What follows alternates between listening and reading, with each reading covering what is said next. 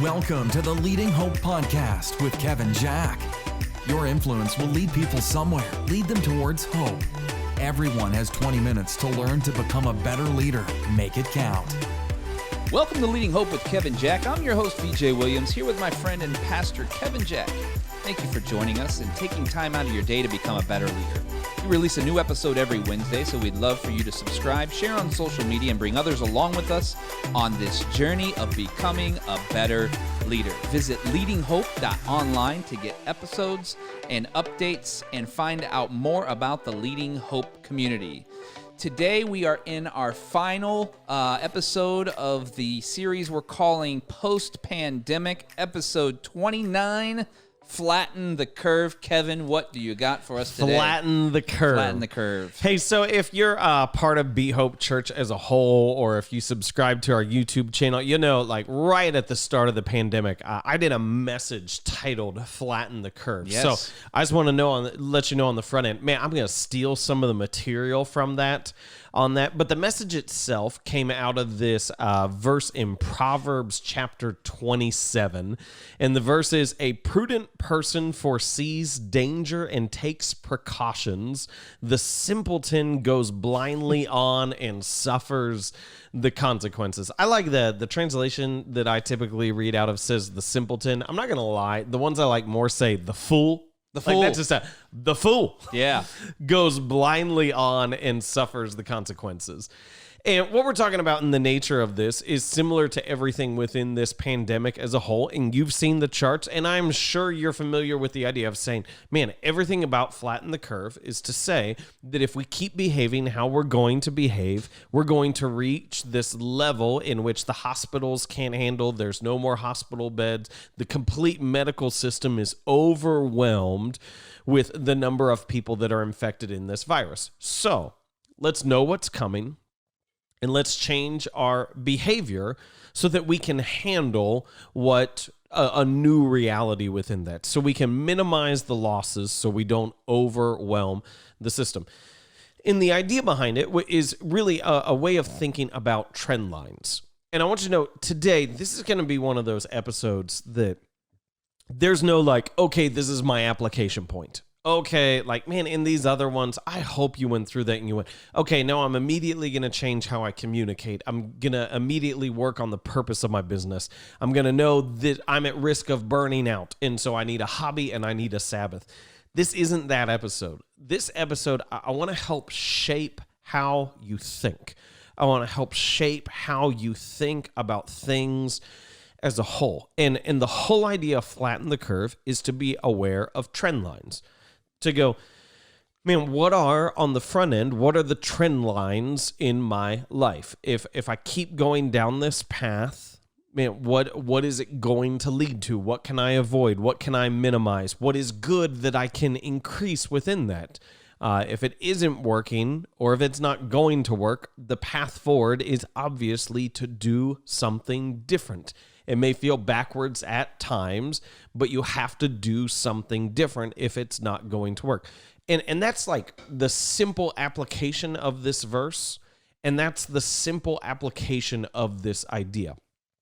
But let's not to intentionally make it more complex than it needs to be, but this is the only way to think about it properly. So let's talk about COVID-19 first, and then we'll really dive into what we're getting into. Everything within COVID-19 in the coronavirus and understanding flattening the curve and trend lines understood that there were two factors at play. There were individual people's behaviors, and then there was the larger environment. And so what the government and health officials were seeking to do is they were seeking to change the environment from the individual people's behaviors.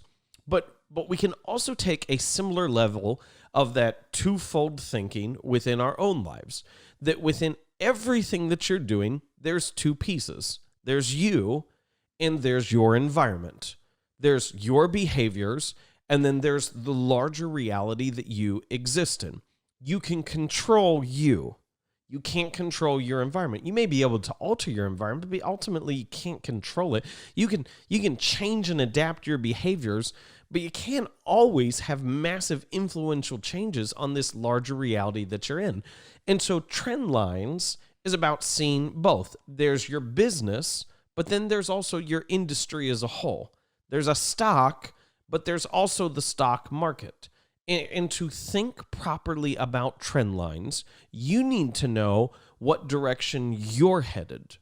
But you also need to know what direction everything's headed. If you're a decent stock in a market that is booming, you're going to do great. If the market is booming, you're going to do great. But if you're a decent stock in a market that is terrible, you're going to do bad. That's just how it functions. And we get that within the stock market. We don't just say, oh, this individual stock went up. We say the market's up or the market's down. And we can assume if the market's up, that most of the stocks are up. Or if the market's down, most of the stocks are down. But we don't seem to get that for the rest of our lives. So let me explain it like this. In terms of when I realized this, around when I hit 30, it was actually a little before I hit 30, I gained about 15 pounds in about a year. Okay, I gained about 15 pounds. I was the same. I had the same behaviors. I had the same exercise schedule. I did everything exactly the same, but I gained about 15 pounds because apparently as you get older, your metabolism slows down. It's the rumor. Yeah, now, let's just say it like this. I should have seen it coming. It's not just my metabolism that was going to slow down. It was everyone's. But what I did is I maintained the same habits I'll just talk about this in terms of my physical body, in a declining environment. Yeah. And things went worse. Maintaining the same habits and disciplines in a declining environment is going to be a problem. Yeah. I didn't see it coming. I should have, but I didn't. And what I continuously see people do is they only look at one or the other. They look at their individual behaviors and go, oh, this is how I'm doing, so I must be good. Or they only look at external factors. And a lot of that is usually comes a part of blame. Oh, well, this is bad, so I couldn't do anything. Oh, this is bad because I couldn't do anything. And you always have to look at both. If you're going to have the flatten the curve idea within the everything within the virus is say, hey, let's see where this is headed and let's change things. Let's understand that there's some things we can do. And to say, for you personally, if you're going to understand the trend lines in your life, if you're going to be on the right side of this proverb of the prudent person who foresees danger and takes precautions, rather than the simpleton who goes blindly on and suffers the consequences, or in the better translation, the fool who goes blindly on and suffers the consequences, you must be able to see where you're headed and where everything's headed, where you're headed and how your environment is changing as a whole. That's great. That's good stuff. The thing that, first of all, can you steal something from yourself? That's fair. You said earlier, you're like, hey, I'm going to steal this from my message that I gave and wrote myself. I don't think it works like that. I think you can claim this as your own, which is great. And I do actually, that's a great place for someone to start. That sermon will give a lot of detail more after this episode. If someone wants to check that out, they definitely should. Go to behope.church/sermons, and you'll see that. But I have a question. So you gave the example of the declining environment and used your body as an example. But you know that now. Yeah. So now that on the front end, you know that, and you have your thing that you control, and then the outer thing, which is the environment. What are some of the ground rules that you've put in place that you implement now that help you see that in the future? Well, I mean, to say like church-wise, for lack of a better term, I mean, this ends up being a leadership. Church is my primary arena of leadership outside of simply my family. I'm always talking to friends who are pastors to see what they're thinking, to see what they're seeing. And this is what I find is most people only have conversations about what they're doing. I don't care what you're doing. I know that sounds bad, but I get really bored by those conversations because what you're doing is a product of what you're seeing and how you're thinking. And so I don't want to know what your behavior is. I want to know, how do you see the world and what's your perspective within there? I don't want to know what smart people do. I want to know how smart people think. Yeah, that's great. I've had some conversations with a few different pastors pretty recently, and they asked me that question of, well, how do you do the live stream? What are you guys doing? Or how do you do this particular? And I want to tell them why I did it, why I made those decisions, because I saw in the future, I've seen other places that I want to emulate because I think they're doing it correctly. And I wanted to know why they got there, and I want to explain that to people, not the details of it. I want to tell you why, because if you get the why, the other stuff will come. I thought that was very interesting. And the pieces within this is we're saying, like, parents, you can't parent your kids how your parents parented you, because when you were a kid, depending on your age, when I was a kid, we were still picking up the AOL 30 free hour CDs. Now, some of you have no idea what I'm talking about. But like when I was a kid, the internet, like I'm talking elementary, middle school, the internet wasn't really that common. And now every kid has the internet in their hand and access to everything. And so I just say it as the environment is different. Yeah. And so if you as a parent have the same behaviors that your parent did, you're going to parent poorly because you're now in a different environment. Yeah. And we don't seem, and I guess this is the thing that I just find highly frustrating, if I could say it like that, is there are gung-ho people who only worry about their behaviors. And then I typically find is there are people with a martyr complex who always blame the environment. Yeah. And we have to do both. We have to be mindful of what we can control and proactive on that. And we have to think critically about how our larger environment shapes us. So well said. Very, very well said. I think that's exactly where you have people that are on so far the spectrum on either side and not realizing they're missing the point on the other part. Yeah. That's great said. Hey, when you mentioned the AOL 30 hours free, that noise just came straight into my ear. Yeah, I'm sure Ding, every ding, single ding, person in the world heard it. Ding, ding, ding. So one of the things that really got me thinking this way. So my dad was he retired from General Electric. That's where he spent his entire career, was working at GE.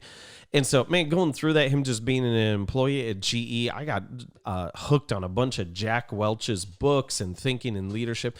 And one of the things that he would do, and this just is amazing, is he would rate all the presidents of the individual companies who had a role of vice president, but like the heads of the different departments within GE. He wouldn't just rate them based upon their growth. He would rate them on their growth comparative to the industry's growth.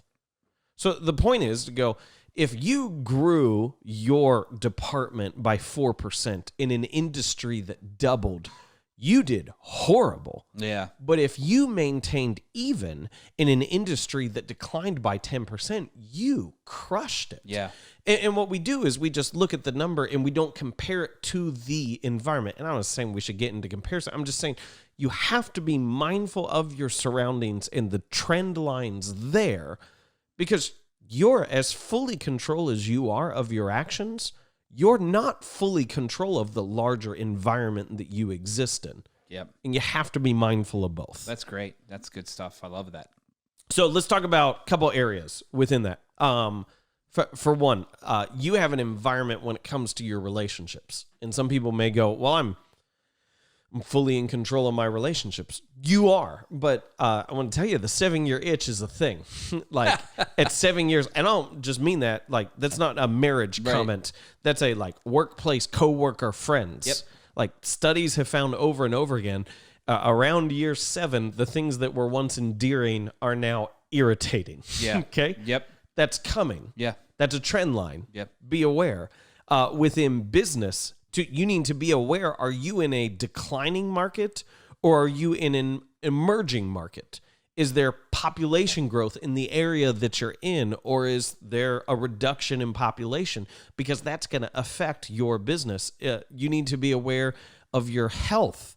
Like, for one, this is like, I can say for population, it may be increasing or decreasing. I can just speak on this end. You're getting older. There's no one who listens to this podcast who's Benjamin Buttoning it. Like, no one is getting younger. You're getting older. What adaptations do you need to make? Because same habits with increased age will lead to declining health. You need to change your habits over time. Personal finances. What expenses aren't current, but are coming. We balance our budget for the moment, and yet our expenses will change in the future. I have 3 daughters who I anticipate at some point in time are getting married. I have 4 kids who, as much as I make jokes, I anticipate they're all going to college. They may not, but I anticipate that. And those expenses aren't a part of my monthly expenses now. But they will be. Yeah. And so what expenses aren't current, but are coming? What are the ways in which your environment is changing, and how can you prep those trend lines in on the front end? That's good. You talk about, declining emerging markets, and we take these as business terms, and we try to say, oh, well, that's not my day-to-day. But man, it so much is the way you plan out what you're going to do any given week has to do with exactly like, what can I expect at the end of this week that will set my Monday before I get to my Sunday. I know that for me, I need to make sure that I know that we'll just use the Sunday example. Church is coming. Sunday's coming. And so I know that there are trend lines throughout that week that are going to make my Monday matter a great deal with our meetings, with the way we have our strategies set up and things. If I don't use that time wisely, I'm going to be hurting by the time Sunday comes. So when it's not just stock market, it's our daily routines, it's our daily strategies, it's our daily rhythms, and these things. Knowing this, here's a question for you: this is great stuff. You talk about relationships, 7-year inch. You talk about declining emerging markets, population growth area, health. You're getting order. All those things. What are the things, like? How do you determine trend lines? What is the things that help you figure out what a trend line, what's going to matter in the future? Oh, that's so. That is the essence of this verse. So it says, a prudent person foresees danger and takes precautions. Yeah. I believe the essence of wisdom is being able to identify patterns. And so the benefit of a counselor is not necessarily simply the training of the counselor, but they have heard story after story after story, narrative after narrative, and they're able to see the patterns within life. This is the benefit of a consultant. Is a consultant doesn't just work on one company. I believe wholeheartedly that most consultants are actually not as smart as the people who lead the companies.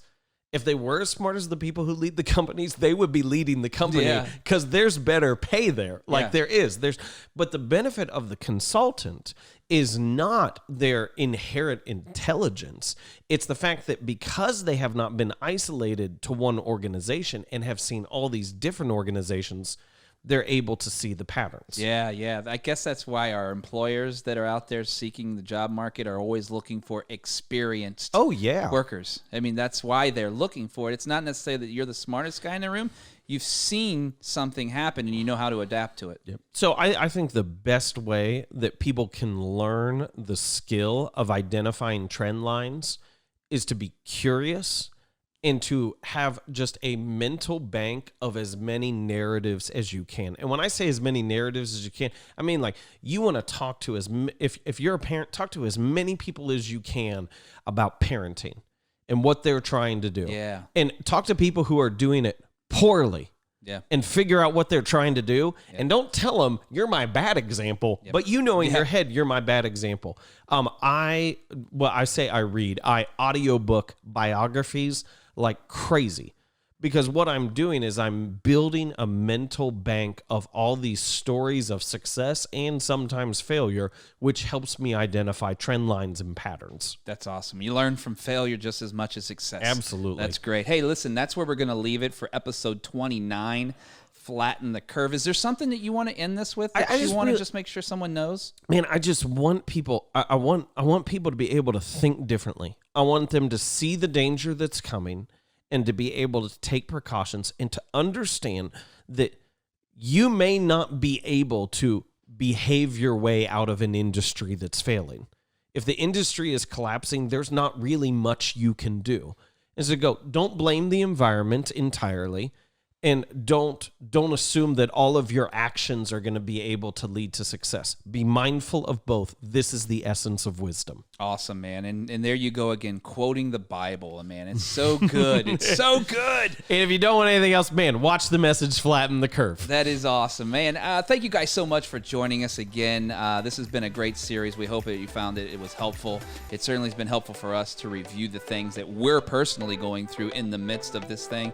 And by the time you listen to this, hopefully that you can help us figure out this stuff together. So don't forget to rate, review, and subscribe. We love hearing your stories of how the podcast is working in your life and the businesses that you're in. If you have a story, visit leadinghope.on and send that in to us. We'd love to hear from you. Visit social media on Facebook, Instagram, and Twitter, and check out the YouTube content as well. And remember, everyone has 20 minutes to learn to become a better leader. Make it count.